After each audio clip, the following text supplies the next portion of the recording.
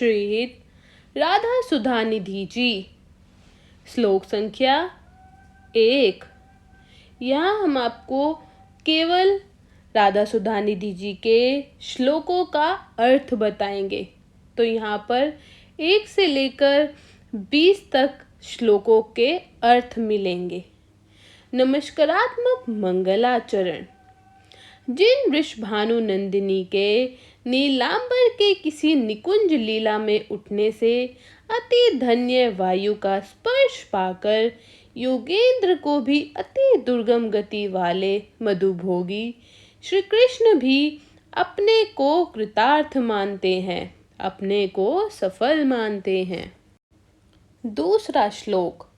उनकी महिमा को नमस्कार, जिनके श्री चरणों का श्री पराग परम अद्भुत वैभव से भरा हुआ है, जो ब्रह्मा शंकर आदि को भी अति दुर्लभ है, जिनकी कृपा रस से भी दृष्टि से सार वस्तु यानी प्रेम की वर्षा होती रहती है, उन वृषभानु नंदिनी की महिमा को मेरा नमस्कार है।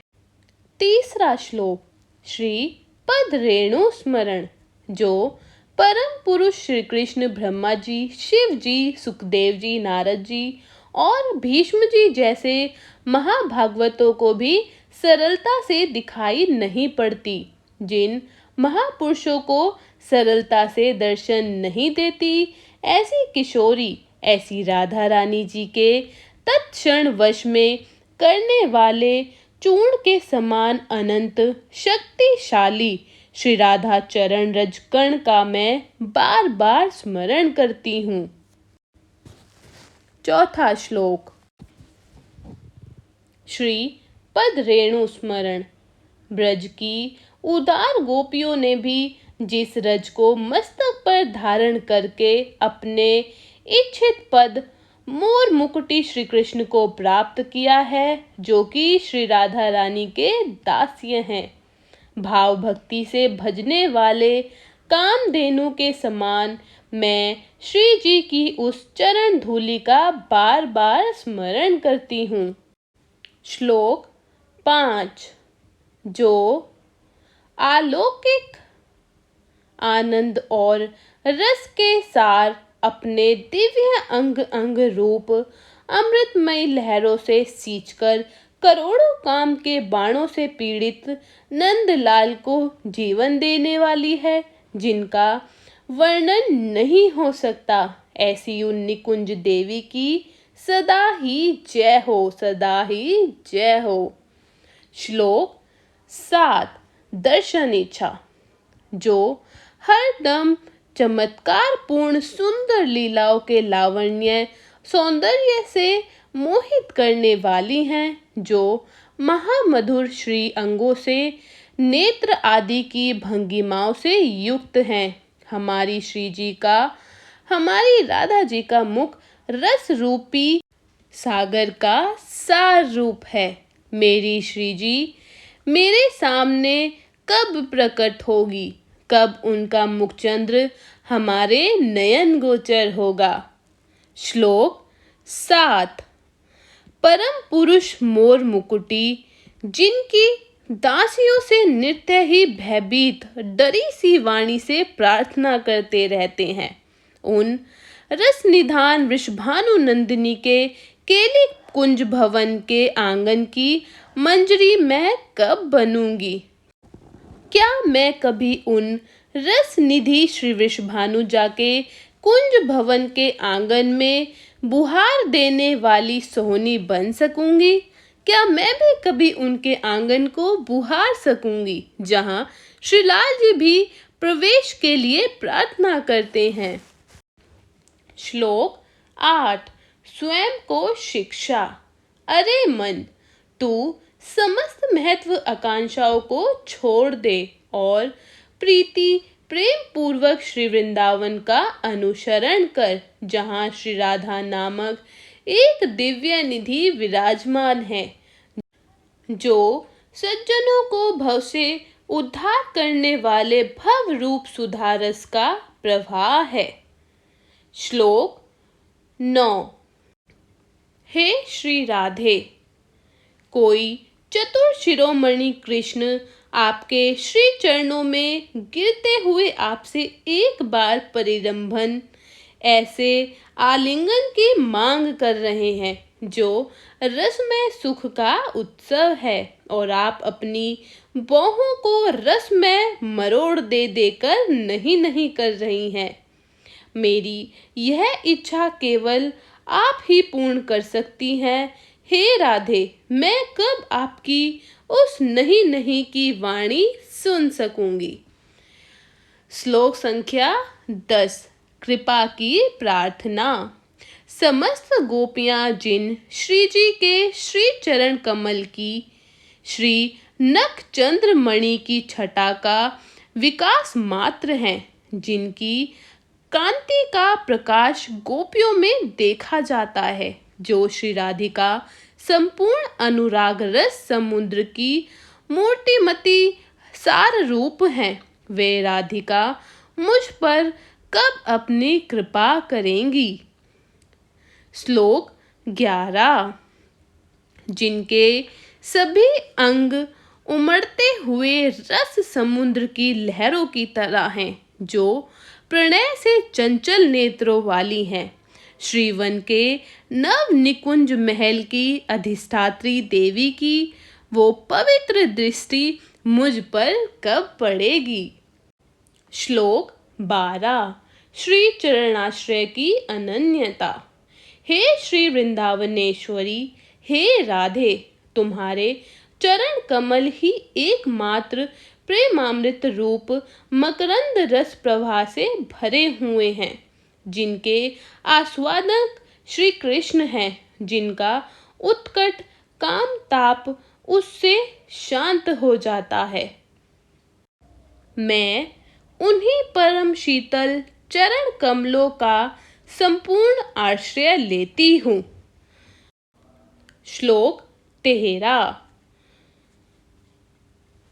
जहाँ की लताओं के कोमल पत्ते राधा रानी का ही कर कमल से सजाए हुए हैं, जहाँ के मधुर स्थल उन्हीं के चरण चिन्हों से चिन्हित हैं और जहाँ के प्रेम मत पक्षीगण उन्हीं के यश का गान करते रहते हैं।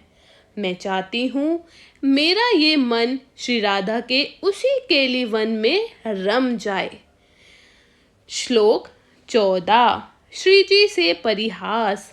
जब श्री जी मुझसे कहेंगी, हे सखी, कृष्णामृत में स्नान करने के लिए चल, अर्थात यमुना जल के बहाने कृष्ण मिलन के लिए चल, तब मैं उत्तर दूंगी, हे सखी, रात आने तक धैर्य धारण करो, क्योंकि विलास का समय रात्रि में ही उचित है।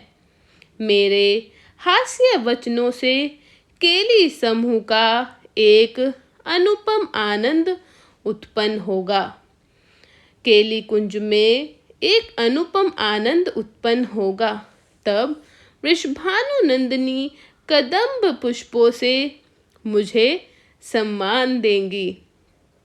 मैं कब श्री वृषभानु नंदिनी से इस रसमय सम्मान की अधिकारिणी होंगी। श्लोक 15। दर्शन की इच्छा।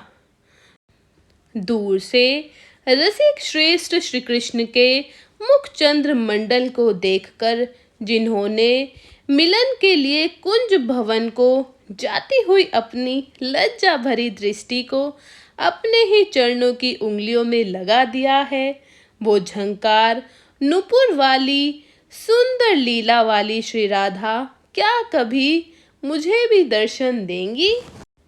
श्लोक 16। चरण सेवा की इच्छा।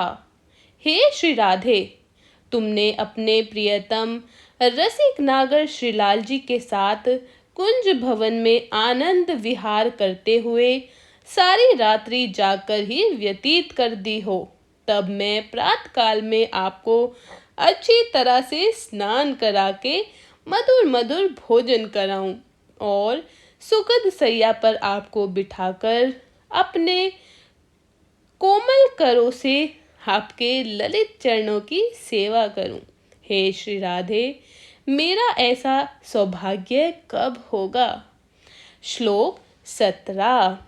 उनके सिंधुओं का सम्मिलित रूप श्री राधा समस्त षोडशादि कलाओं में निपुण की सिंधु, अनुराग रस की एकमात्र सिंधु, वात्सल्य भाव की सिंधु, अत्यंत घनीभूत कृपा की एकमात्र सिंधु, लावण्य की सिंधु, छवि रूप अमृत की अपार सिंधु, वे केली सिंधु श्री राधा मेरे हृदय में भी विराजमान हो। श्लोक 18। श्री जी से प्रेम आलिंगन की अभिलाषा। जो श्री राधा अपने प्रियतम श्रीलाल जी को देखते ही चंपक लता के समान अंग अंग से चमत्कृत हो उठती है, और कभी मंद मंद वेणु ध्वनि को सुनकर जिनके समस्त अंग अशांत हो उठते हैं, ओहो, वो वृषभानु नंदिनी मेरे द्वारा गाए हुए अपने प्रियतम श्याम सुंदर के गुणों को सुनकर क्या कभी मुझे प्रेम पूर्वक आलिंगन करेंगी। श्लोक 19। हे श्री राधिके, हे सूरत केली रंजित नितंब भागे, आहा, आपका यह कांचे कलाप क्या है। मानो यह कल हंसों का कल कल अनुलाप है, और चरण कमलों के नुपुरों की मंद मंद झनकार ही मानो मत वाले भंवरों के गुंजार हो, मत वाले भंवरे गुंजार कर रहे हो। हे स्वामिनी, आप अपने इसी मधुर रस की छटा से मुझे शीतल कर दीजिए। श्लोक 20। समीप होने की याचना। हे दिव्य केली तरंग माले, हे शोभामान वदनार वृंदे, हे श्री श्याम सुंदर सुधा सागर, संगमार्थ तीव्र वेगवती देव नदी के समान आप दिव्य लहरों की माला वाली, शोभित कमल मुख वाली, कृष्ण रूपी नीले सागर से संगम के लिए तीव्र वेग वाली, हे नाभि रूपा भंवर वाली, आप मुझे अपना सानिध्य प्रदान करें। बोलो जय जय श्री राधे, जय जय श्री राधे।